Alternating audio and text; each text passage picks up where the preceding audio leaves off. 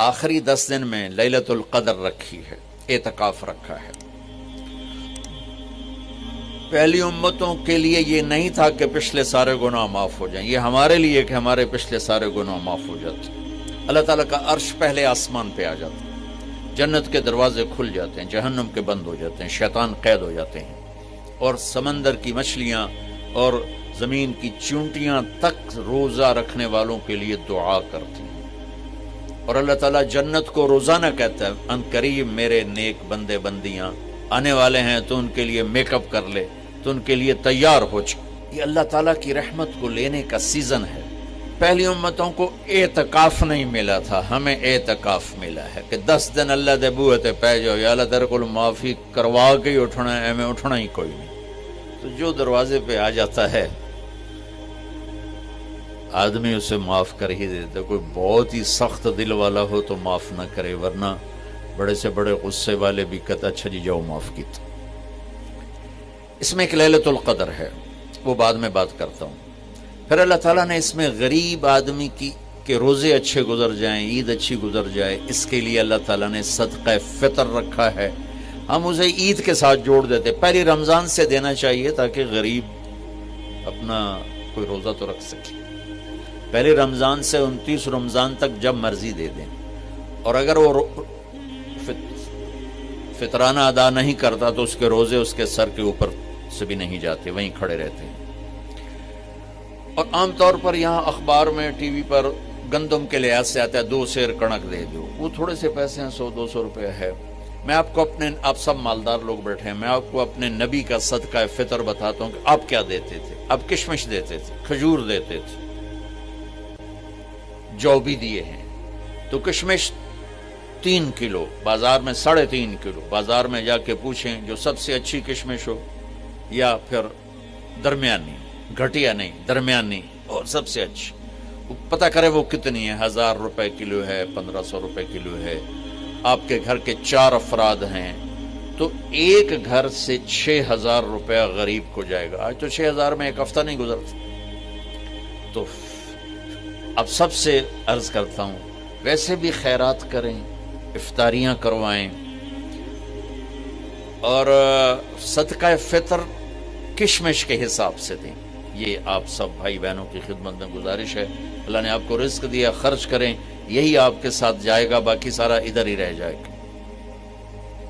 لیلۃ القدر، انا انزلناہ فی لیلۃ القدر وما ادراک ما لیلۃ القدر لیلۃ القدر خیر من 1000 شہر تنزل الملائکۃ فیہا باذن ربہم من کل امر سلام ہی حتی مطلع الفجر۔ ہم نے قرآن کو لیلۃ القدر میں اتارا، تمہیں کیا خبر کہ لیلۃ القدر کیا ہے؟ لیلۃ القدر 1000 مہینوں سے بہتر ہے۔ اس میں فرشتے اترتے ہیں اور یہ صبح تک رہتی ہے۔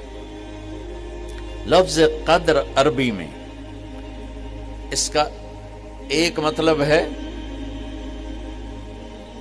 قیمت۔ سبحان اللہ۔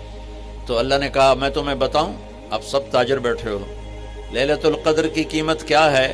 1000 مہینوں سے بہتر ہے، 1000 مہینوں سے بہتر ہے۔ اب 1 روپے پر 1000 نفع لے سکتے ہیں؟ دنیا میں کوئی ایسا کاروبار ہے؟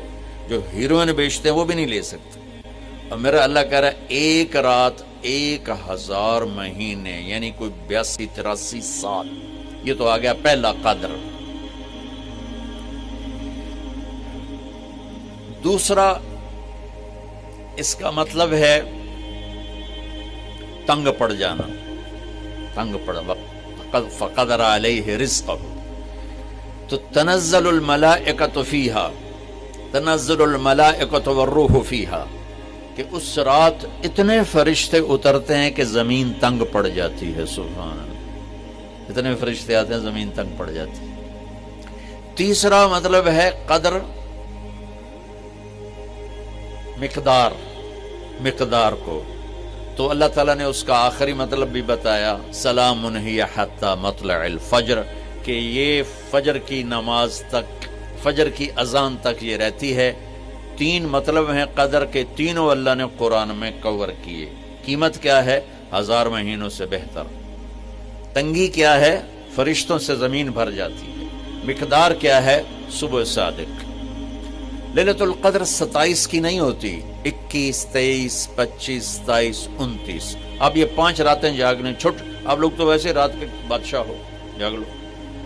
تو لیلۃ القدر مسجد میں نہ گزارو، گھر میں گزارو۔ یہ مسجدوں میں اشتہار لگ جاتے ہیں، فلاں کے ساتھ شب قدر گزاریں، فلاں حضرت کے ساتھ شب قدر گزاریں، پھر ادھر کوئی صلاۃ تسبیح پڑھ رہا ہے باجماعت، عورتیں صلاۃ تسبیح کی جماعت کرا رہی ہیں، اور پتہ نہیں اور کتنی عجیب و غریب قسم کی عبادات شروع ہو جاتی۔ یہ نفلی عبادت ہے، میرے نبی گھر میں پڑھتے تھے۔ آپ نے اشراق کے سوا ہر نفل گھر پڑھا، ہر سنت گھر میں پڑھی، تو آپ لیلۃ القدر کو یہ مستورات بھی آپ بھی اکٹھے ہو کے نہیں منانا، الگ الگ مصلی بچھا کر اپنے اللہ سے رونا دھونا کرو، اپنے اللہ کو منانا کرو، میں بھی کروں آپ بھی کریں۔ نوافل کی جیسے ابھی شب برات گزری تو اشتہار تھے، میں جا رہا تھا ادھر غلام آباد میں، ایک جنازہ ہو گیا تھا، تو اشتہار فلاں حضرت کے ساتھ شب برات گزاریں، فلاں مسجد میں شب برات گزاریں، فلاں جگہ شب برات گزاریں۔ بھائی وہ گھر میں منانے کی ہے، مسجد میں نہیں۔ میرے نبی نے نفلوں کو تنہائی میں ادا کیا، فرض کو مجمع میں ادا کیا۔ لیلۃ القدر میں جاگنا نفل ہے، اور پھر جب اکٹھے ہو جائیں گے لوگ اور عورتیں تو پھر ساتھ غیبت بھی چلے گی، اور ایک غیبت کا بول ساری رات کو اڑا کے رکھ دے گا۔ مردوں یا عورت اکٹھے ہو جائیں، غیبت سے تو بچتے نہیں، نہ ہی رک سکتے ہیں۔ سندھ سے ہم بائی روڈ آ رہے تھے، کراچی سے بائی روڈ جماعت تھی، تو وہ راستے میں بڑی غیبت کریں، نوجوان تھے سارے نئے نئے، میں چپ کر کے سنتا رہا۔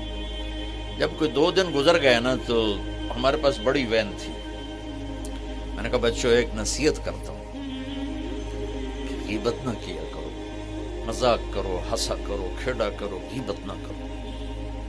تھوڑی سی میں نے اس پہ بات کی تو بڑے متاثر ہوئے، کہا جی ٹھیک ہے انشاءاللہ آئندہ بالکل نہیں کریں۔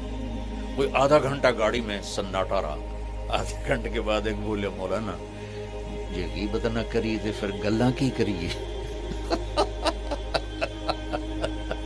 یہ میرا کلچر ہے، لہذا عورتیں عبادت کے لیے بھی اکٹھی ہوں گی تو غیبت شروع ہوگی، مرد مسجد میں اکٹھے ہوں گے وقت ضائع ہوگا، غیبت شروع ہوگی۔ میرے بھائی بہنوں، ہر نفل کو گھر میں گزار، اپنے گھر کو بابرکت بناؤ، اپنے گھروں میں نفل پڑھو، تلاوت کرو، ذکر کرو۔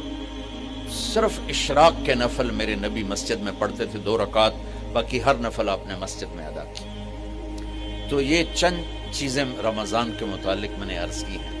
اب ایک بڑی اہم بات میں آپ کے سامنے عرض کرنا چاہتا ہوں، رمضان کی دولت کس سے ملے گی، رمضان کی برکات کس سے ملیں گی، اور کون محروم ہو جائے گا؟ آپ نے فرمایا 4 آدمی ایسے ہیں جن کی رمضان اور شب قدر میں بھی بخشش نہیں ہوتی، بس اس سے ہم اپنے آپ کو بچا لیں۔ کون ہے یا رسول اللہ؟ آپ نے کہا مدمن خمرن، شراب کا عادی، کبھی کوئی پی لے توبہ کر لے، میں اس کی اجازت نہیں دے رہا ہوں۔ مدمن کا لفظ ہے جو روزانہ شراب پیتا ہے، اس کی رمضان میں بخشش نہیں۔ عاق لوالدیہ، جو ماں باپ کا نافرمان ہے، اس کی بخشش نہیں۔ قاطع الرحم، رشتہ داروں سے لڑنے والا، اس کی بخشش نہیں۔ المشاحن، دل میں بغض رکھنے والا، اس کی بخشش نہیں۔